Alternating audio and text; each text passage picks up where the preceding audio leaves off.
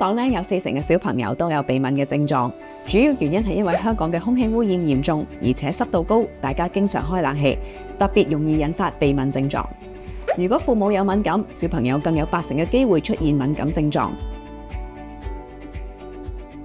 其實鼻敏嘅症狀咧會影響小朋友嘅學習啦、睡眠同埋整體健康，家長真係需要正視㗎。使用藥物咧去舒緩敏感症狀嘅話咧，快速見效，但係只係短期有效，都可以選用噴劑嘅，但係咧就需要注意翻呢個使用方法啦。而服用益生菌，佢就既溫和啦，又長效，仲對腸道啦同埋免疫力有幫助添。想長遠打好抗敏體質咧，益生菌係一個好好嘅選擇。大家記得留意下一集，我哋將會深入探討更多益生菌嘅好處。